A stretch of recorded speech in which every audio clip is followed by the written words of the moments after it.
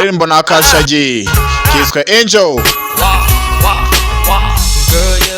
Umukobwa uri marayika wanjye, uri umukundwa marayika, umva rwose urenze ibuye ry'agaciro bebe. Muri make uri marayika wanjye chere, mukobwa uri inshuti yanjye iyo ngukeneye.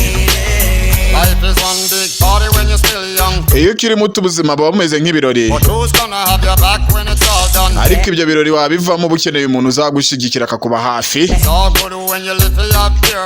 Iyo ubonye umuntu w'umutima mwiza warangiza ukaba ikigoryi ukamureka bigukoraho, ugasubiza amaso inyuma ukamutekereza, ntunamwiteho. Ariko uyu we yakomeje kuba hafi yanjye mu bibazo byose. Shaka kwereka igihugu cyose ko mushimira. Bebe uri marayika wanjye mukundwa marayika, ufite agaciro karuta ibuye ry'agaciro bebe. Muri make uri marayika wanjye, uri umukundwa,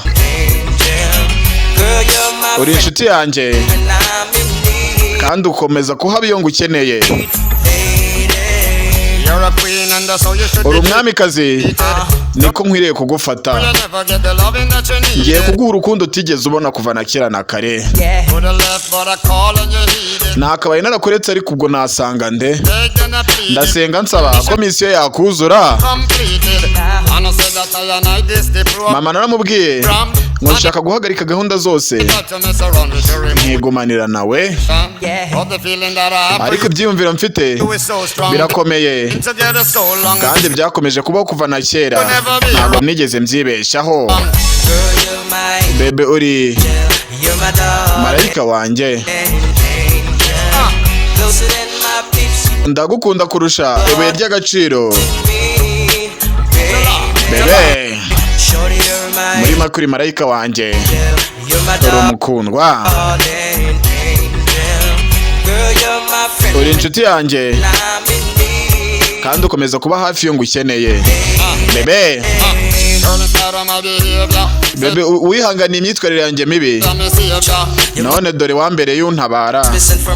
Ushobora kuba uraturutse mu ijuru, waraje uranyegera umanika amaboko, warakoze kumpa urukundo rwawe.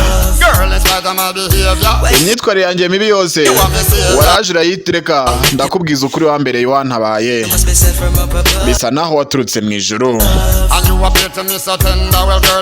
Naramanitse amaboko, warakoze kumpa urukundo rwawe. Ubuzima bwanjye ubu ni ibirori gusa. Ubuzima buriya iyo ukiri mutoya buri mu